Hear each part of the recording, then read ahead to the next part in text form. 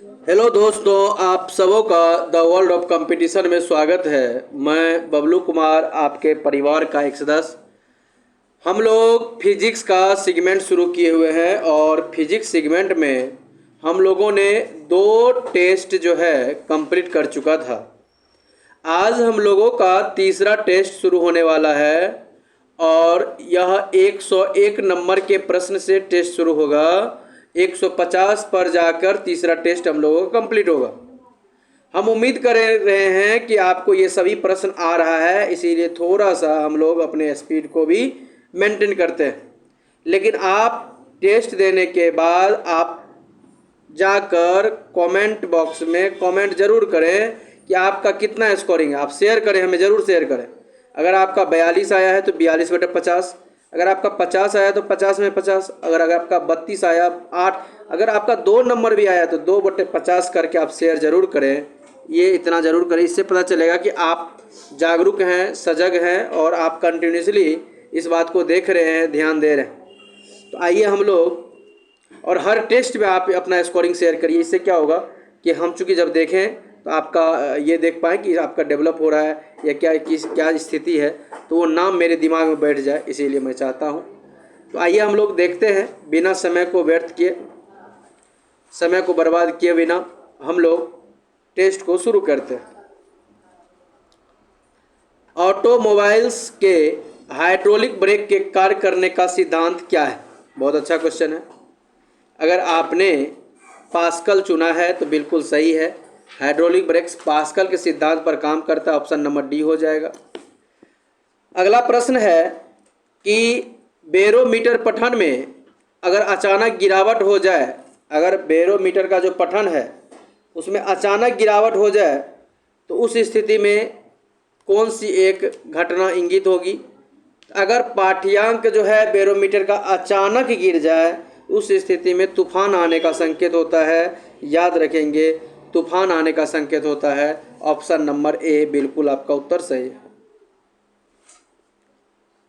अगला प्रश्न है, बर्फ कहता है बर्फ जमी झील के अंदर मछलियां जीवित रहती है। अगर बर्फ जम जाए तो पर भी झील के अंदर में मछली जीवित रहती है, ऐसा कैसे या क्योंकि?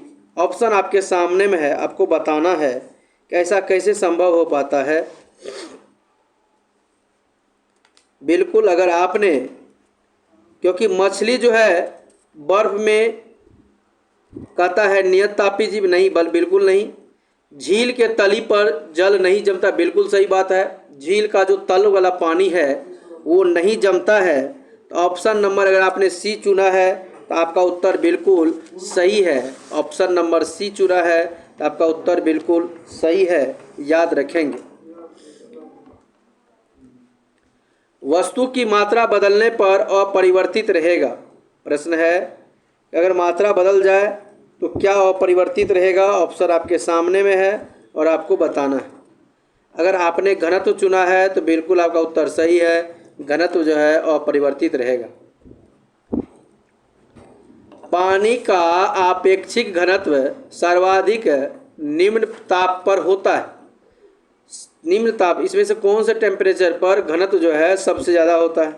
अगर आपने 4 डिग्री सेल्सियस चुना है तो आपका उत्तर बिल्कुल सही है। Option number B, 4 degree Celsius.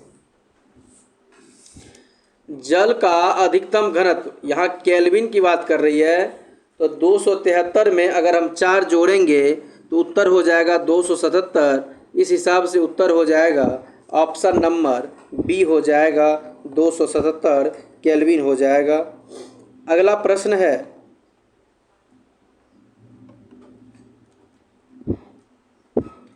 एक सुई पानी में डूब जाती है जबकि लोहा से बना जहाज पानी पर तैरता है, ऐसा कैसे हो संभव है या क्योंकि ऐसा क्यों हो पाता है? अगर आपने इस प्रश्न का ध्यान समझेंगे, अगर आपने इस प्रश्न का पृष्ठ तनाव चुना है तो क्योंकि क्वेश्चन है कि लोहे की जो सुई है वो डूब जाती है जबकि जहाज़ तैरता है, तो चूँकि लोहे का जो घनत्व होता है वो पानी से अधिक होता है। लेकिन ऑप्शन क्वेश्चन के मुताबिक आप देखेंगे तो यहाँ पर हम कहेंगे सुई का अपेक्षिक घनत्व उसके द्वारा हटाए हुए पानी के आपेक्षिक घनत्व से अधिक है, इसी कारण सुई डूब जाती है। ऑप्शन नंबर बी हो जाएगा।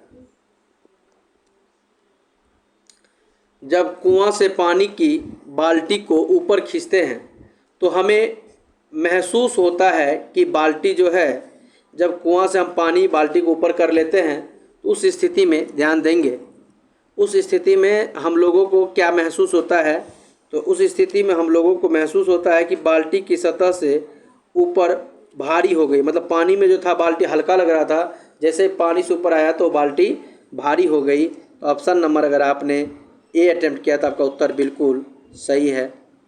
अगला है, एक भारहीन गुब्बारा में 200 ग्राम जल भरा गया है।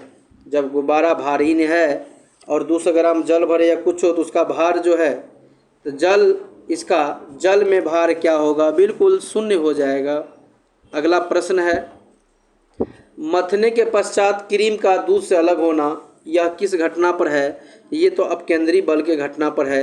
ऑप्शन नंबर अगर आपने सी चुना है, आपका उत्तर बिल्कुल सही है। बादलों के वायुमंडल में तैरने के कारण उनका जो है घनत्व कम होता है, इसीलिए वो तैर पाता है। ऑप्शन नंबर डी हो जाएगा इसका उत्तर। अगला प्रश्न है, समुद्र में प्लवन करते समय आइसबर्ग का कितना भाग समुद्र के सतह से ऊपर होता है। तो समुद्र के सतह से ऊपर जो होता है वो 1/9 भाग होता है। ऑप्शन नंबर ए हो जाएगा, 1/9 भाग। निम्नलिखित में से कौन सा तत्व सबसे पहले कृत्रिम रूप से उत्पादित किया गया था। सबसे पहले कृत्रिम रूप से उत्पादित किया गया था, ऑप्शन आपके सामने में है। इसमें से कौन सा ऐसा तत्व है। अगर आप इस प्रश्न का उत्तर चुनेंगे तो आपको मिलेगा टेक्नीशियम। अगर आपने टेक्नीशियम अटेम्प्ट किया है तो आपका उत्तर बिल्कुल सही है। अगला प्रश्न है, पानी के एक गिलास में जब बर्फ का एक टुकड़ा तैर रहा होता है, जब बर्फ पिघलती है तो पानी की सतह पर क्या प्रभाव पड़ेगा। उस स्थिति में पानी की सतह पर कोई प्रभाव नहीं पड़ेगा, जितना पानी था उतना ही रहेगा। ऑप्शन नंबर सी होगा। समुद्र में नदी की अपेक्षा तैरना आसान होता है, ऐसा क्यों। तो समुद्र में जो है नदी की अपेक्षा तैरना आसान होता है क्योंकि समुद्र जल नमकीन होता है। बिल्कुल सही है, ऑप्शन नंबर ए हो जाएगा। जब कोई जहाज पानी से सागर में घुसता है उस स्थिति में क्या होगा।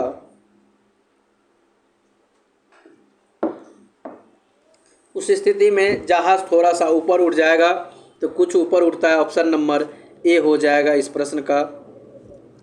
स्थित विज्ञान निम्न में से किससे संबंधित है। अगर आपने इस प्रश्न का उत्तर अटेम्प्ट किया, अगर आपने विश्राम की स्थिति मारा है तो बिल्कुल सही है, ऑप्शन नंबर बी हो जाएगा। निम्न में से विज्ञान कहता है निम्न में से किस विकिरण में ऊर्जा प्रति क्वांटम सर्वाधिक होगी। तो सर्वाधिक ऊर्जा जो है होगी, ऑप्शन आपके सामने में है, आपको चुनना है। अगर आपने 200 से 280 एनएम चुना है तो आपका बिल्कुल उत्तर सही हो जाएगा। अगला प्रश्न है, सौर विकिरण निम्न में से किस परास में दिखता है।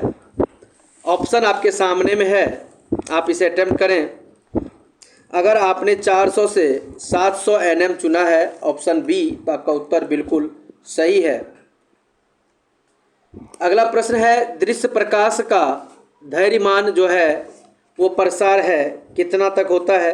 तो 390 से 780 अगर आपने ऑप्शन चुना है तो बिल्कुल आपका उत्तर सही है।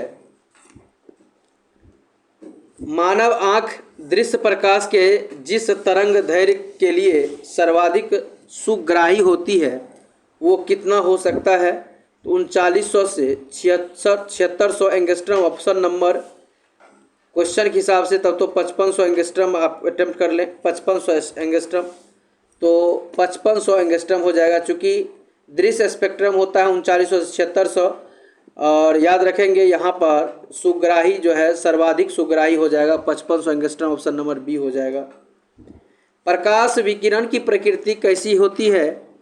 तो प्रकाश विकिरण की प्रकृति होती है तरंग और कण दोनों के समान होती है। ऑप्शन नंबर सी हो जाएगा। अगला प्रश्न है, निम्न में से किसका वेग अधिकतम होता है? तो सबसे अधिकतम तो प्रकाश का वेग होता है 3 × 10⁸ मीटर पर सेकेंड होता है। प्रकाश का शून्यावकाश का वेग कितना होता है? 3 × 10⁸ मीटर पर सेकेंड होता है।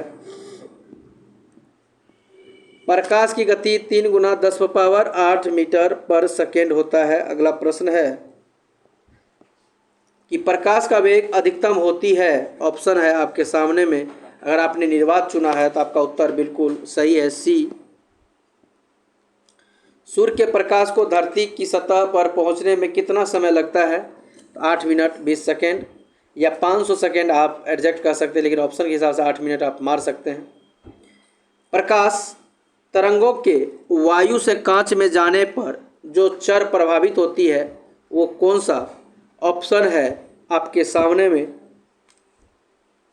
कौन सा प्रभावित चर यहाँ पर होती है? अगर आपने तरंगदैर्घ्य और वेग चुना है तो बिल्कुल आपका उत्तर सही है। तरंगदैर्घ्य और वेग ये दोनों प्रभावित होती है। ऑप्शन नंबर ए हो जाएगा। जब प्रकाश एक माध्यम से दूसरे माध्यम में जाती है तो निम्न में से क्या अपरिवर्तित रहता है? तो आवृत्ति जो है अपरिवर्तित रहता है। ऑप्शन डी हो जाएगा। निम्न ऊर्जा रूपांतरण में से किसके द्वारा प्रकाश संश्लेषण की क्रिया संपादित होती है? इसमें से किसके द्वारा प्रकाश संश्लेषण क्रिया संपादित होती है? ऑप्शन आपके सामने में है। अगर आपने इसका उत्तर प्रकाश से रासायनिक ऊर्जा चुना है तो आपका उत्तर बिल्कुल सही है। ऑप्शन नंबर ए हो जाएगा। पूर्ण आंतरिक परावर्तन होता है जब प्रकाश जाती है, किस से किस में जाएगी? अगर आपने इसके लिए कि पूर्ण आंतरिक परावर्तन कब होगा, ऑप्शन आपके सामने में है। पूर्ण आंतरिक परावर्तन की घटना कब होगा? ऑप्शन आपके सामने में है। पूर्ण आंतरिक परावर्तन अगर आपने ऑप्शन के हिसाब से आप देखेंगे, इसका उत्तर कहता है हीरे से कांच में जब जाएगा तब होगा क्या, या जल से कांच में, या वायु से जल में, या वायु से कांच में। तो हीरे से कांच में जब जाएगा तो पूर्ण आंतरिक परावर्तन होगा। आपका उत्तर हो जाएगा ऑप्शन नंबर ए हो जाएगा। ऑप्टिकल फाइबर जो है वो किस सिद्धांत पर काम करता है? तो ये पूर्ण आंतरिक परावर्तन के सिद्धांत पर काम करता है, याद रखेंगे। ऑप्शन ए हो जाएगा। तंतु प्रकाशिकी संचार में संकेत किस रूप में प्रभावित होता है? तो ये पूर्ण आंतरिक परावर्तन जो होता है सिद्धांत, वो इसमें किस रूप में ये काम करता है? अगर आपने इसका उत्तर सूक्ष्म या प्रकाश तरंग चुना है, प्रकाश तरंग, तो बिल्कुल आपका उत्तर सही है। एक इंडोस्कोप है, ऑप्शन आपके सामने में है। कहता है इंडोस्कोप है। तो अगर आपने ऑप्शन को देखें, क्या संकीर्ण दूरदर्शी, कैमरा का प्रकार, सरल सूक्ष्मदर्शी, नन ऑफ दीज, इनमें से कोई नहीं। अगर आपने इनमें से कोई नहीं, none of these, D attempt किया है तो बिल्कुल सही है। मरीचिका का बनना उदाहरण है। मरीचिका जो बनता है वो पूर्ण आंतरिक परावर्तन के सिद्धांत, अर्थात ऑप्शन डी हो जाएगा इसका उत्तर। एक काटा हुआ हीरा क्यों जगमगाता है? तो ये जगमगाता है पूर्ण आंतरिक परावर्तन के कारण। ऑप्शन नंबर पूर्ण आंतरिक परावर्तन बी हो जाएगा। किसी वस्तु के 3D प्रतिरूप अंकित तथा पुनरावृत्ति करने की तकनीक का क्या नाम है? बहुत अच्छा प्रश्न है। उसका क्या नाम है? होलोग्राफी। अगर आपने अटेम्प्ट किया है तो आपका उत्तर बिल्कुल सही है। अगला प्रश्न है, एक इलेक्ट्रॉनिक पुंज को फास्फोरस कोटेड पर्दे पर फोकस कर प्रतिबिंबों को पर्दे पर जनित करना क्या कहलाता है? उसको क्या कहते हैं? अगर आपने इसका उत्तर रोस्टर स्कैन मारा है तो बिल्कुल आपका उत्तर सही है। उसको रोस्टर स्कैन कहते हैं। अगला प्रश्न है,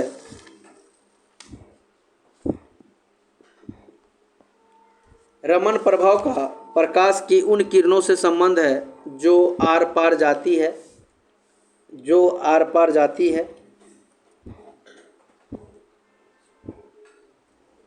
प्रश्न है, रमन प्रभाव का प्रकाश की उन किरणों से जो संबंध है जो आर पार जाती है।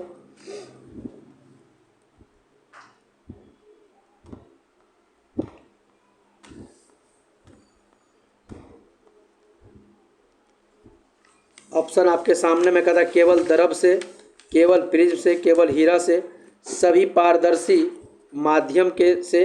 अगर आपने इसका उत्तर सभी पारदर्शी माध्यम चुना है, सभी पारदर्शी माध्यम, तो बिल्कुल आपका उत्तर सही है।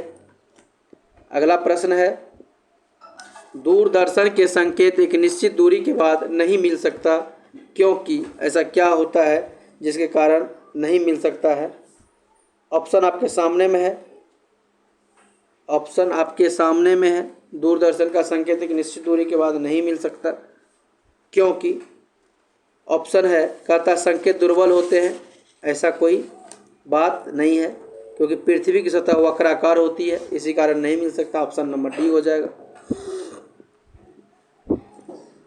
दूरदर्शन प्रसारण में सर्व संकेत का प्रेषण करने के लिए प्रयुक्त तकनीक कौन सा है। ऑप्शन आपके सामने में है। अगर आपने आवृत्ति मॉड्यूलन चुना है, बिल्कुल आपका उत्तर सही है। अभिनेत्र लेंस द्वारा किसी वस्तु का किस प्रकार का प्रतिबिंब रेटिना बनाया जाता है। किस प्रकार का प्रतिबिंब रेटिना पर बनाया जाता है। अभिनेत्र लेंस द्वारा। अगर आपने उल्टा और वास्तविक चुना है तो बिल्कुल सही है, उल्टा और वास्तविक, ऑप्शन सी हो जाएगा। किसी तारे का रंग उसके ताप के आधार पर पता चलता है, बिल्कुल बी हो जाएगा। वायुमंडल में प्रकाश का विसरण का क्या कारण है। प्रकाश जो विसरण होता है उसका मुख्य कारण क्या है वायुमंडल में। अगर आपने धूल कण मारा है तो बिल्कुल उत्तर सही है। प्रकाश का रंग निर्धारित होता है किस माध्यम से। अगर आपने तरंगदैर्घ्य मारा है तो बिल्कुल सही है। निम्न में से किस रंग का सबसे लंबा तरंगदैर्घ्य होता है। ऑप्शन आपके सामने में। अगर आपने लाल चुना है तो बिल्कुल सही, उसका तरंगदैर्घ्य सबसे ज़्यादा होता है। सबसे कम तरंगदैर्घ्य वाला जो प्रकाश है वो कौन सा है। किसका सबसे कम तरंगदैर्घ्य होता है। बैगनी अगर आपने चुना है तो बिल्कुल सही है। इसमें उच्चतम ऊर्जा किसमें होती है। कहता है उच्चतम ऊर्जा इसमें से किसमें होती है। ऑप्शन आपके सामने में है, आपको बताना है। उच्चतम ऊर्जा जो होती है वो होता है नीला प्रकाश में। Option A. सफ़ेद प्रकाश में जो उपस्थित निम्नलिखित रंगों में से कौन सा रंग शीशा के प्रिज्म द्वारा सबसे कम विचलित होता है। सबसे कम विचलित होता है। अगर आपने लाल रंग चुना है तो बिल्कुल सही है। हमें वास्तविक सूर्योदय से कुछ मिनट पर पहले दिखाई देता है, इसका क्या कारण है जो ऐसा होता है। प्रकाश का अपवर्तन होता है। लास्ट प्रश्न तीसरा टेस्ट का हम लोगों का है कि क्षैतिज के समीप सूर्य और चंद्रमा के दीर्घ वृत्ताकार दिखाई देने का क्या कारण है। आगे दीर्घ वृत्ताकार जो दिखाई देता है उसका मुख्य रूप से क्या ऐसा कारण है। दीर्घ वृत्ताकार क्षैतिज के रूप में दीर्घ वृत्ताकार दिखाई देने का क्या कारण है। ऑप्शन आपके सामने में है। क्षैतिज के समीप सूर्य और चंद्रमा के दीर्घ वृत्ताकार दिखाई देना, निम्न में से यह क्या कारण है। ऑप्शन आपके सामने में है। अगर आपने अपवर्तन चुना है तो बिल्कुल आपका सही उत्तर अपवर्तन के कारण हो जाएगा। ऑप्शन नंबर ए हो जाएगा। इस तरह से हम लोगों का तीसरा टेस्ट कंप्लीट होता है। चौथा टेस्ट 151 से 200 तक लेकर आएंगे हम लोग। इतना पर लेते हैं हम लोग विराम। धन्यवाद, बहुत सारी शुभकामनाएं।